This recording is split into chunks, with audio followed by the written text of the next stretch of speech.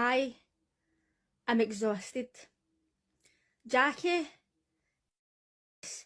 people in the comments at other videos standing up for her and saying, oh, I can't wait till they all watch the footage back and apologise.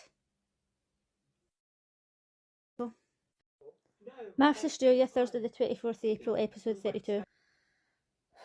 I'm really not sure how this video is going to go. I am rattled right now. It's the second last dinner party, and while I don't want this show to end, I literally feel like my nerves can't take any more. They were talking about homestays and Karina was like, oh, my family are already saying Paul's like her son. Aye, he's like her son if he gets baptised, takes up a religion that he knows fuck all about, has kids and raises them the way the family tells them. Pass.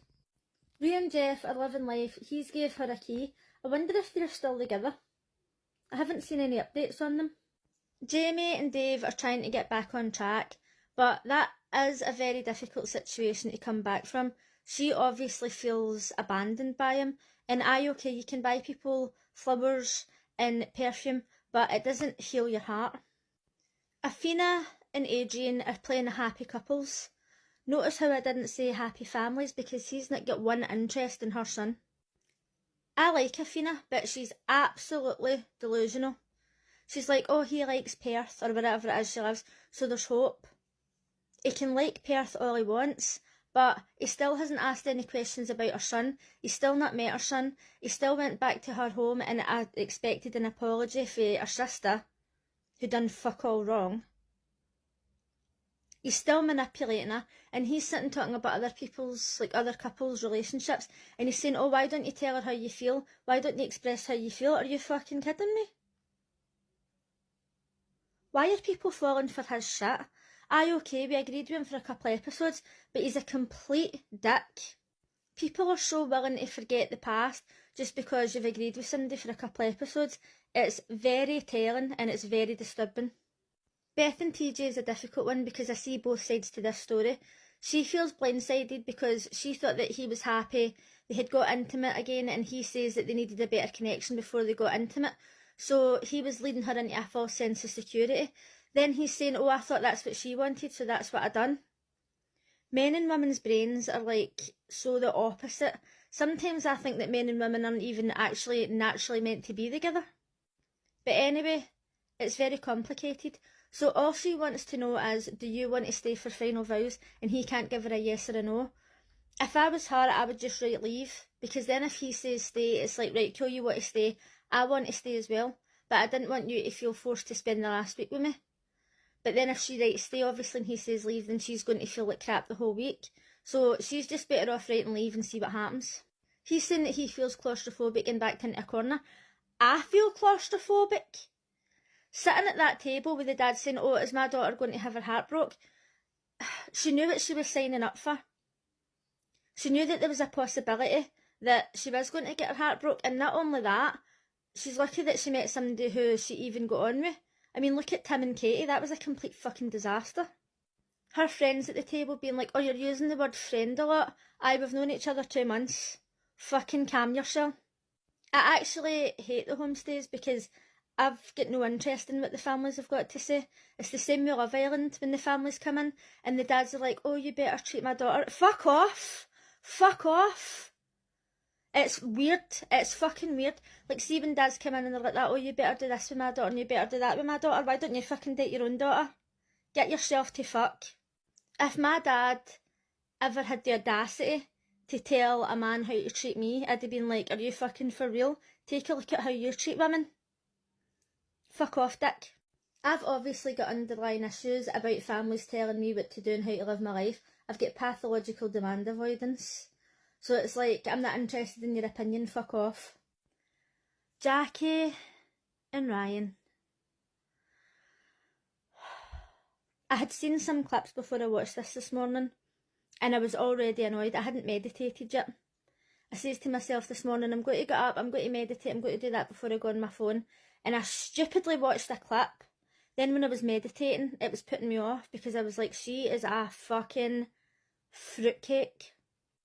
Usually when maths finishes on a Wednesday, I think, oh, what am I going to make videos about the rest of the week? She has given me at least 3 days worth of content. Just unfolding everything that happened in this one episode is, oh my god, like I can't even believe. But to make matters even worse is that when I was looking in the comments and people were saying, oh, I can't wait till they look back on the footage and then they'll be apologising to her. They'll be apologising to her. Are you fucking crazy?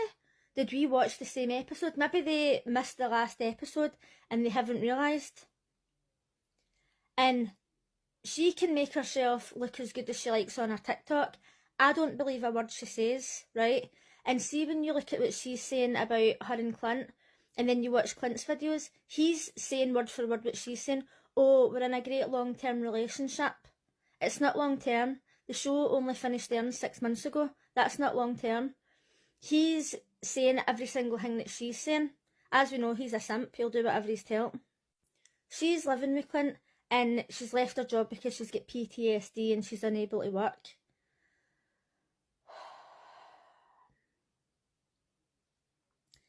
What is this feeling that I've got inside me? It's like anxiety, but it's frustration. Is anybody else feeling this?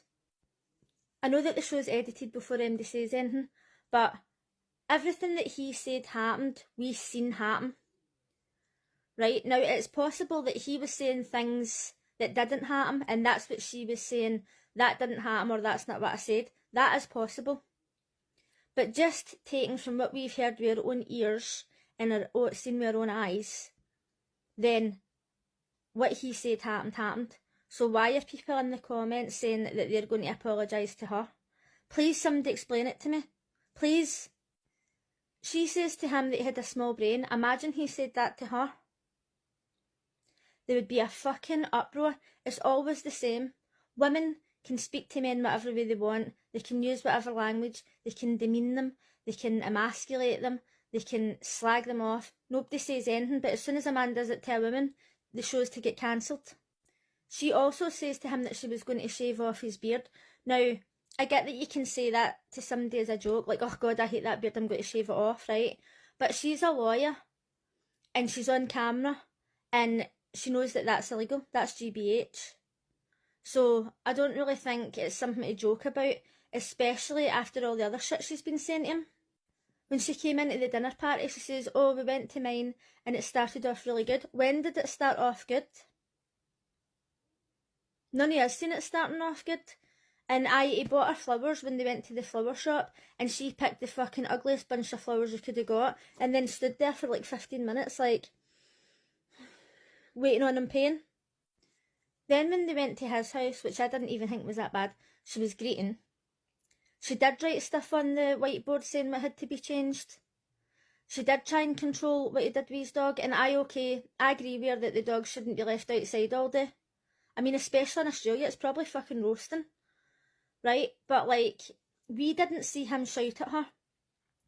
He might have raised his voice because he was frustrated, but he didn't shout at her. Maybe he shouted at her later on at night when the cameras weren't there, or maybe they just didn't show it. Then when everybody was talking about the letter, she point blank denied saying the stuff that she said in the letter, and Jeff was like, I heard it. I seen it. And she still denied it. I think that Jackie's got HPD, right? But I also think that she must have some... Now, unfortunately, I'm running out of time in this video because I went in a pure rant, but I'm going to be making several other videos about Jackie over the next few days because she's absolutely, like, boggled my mind. When she says, oh, do you think I deserve to get shouted at? I thought, no, you deserve... Anyway, if you're interested in any more of my opinions about Jackie, follow me because I'm going to be making several videos, and let me know what you think in the comments.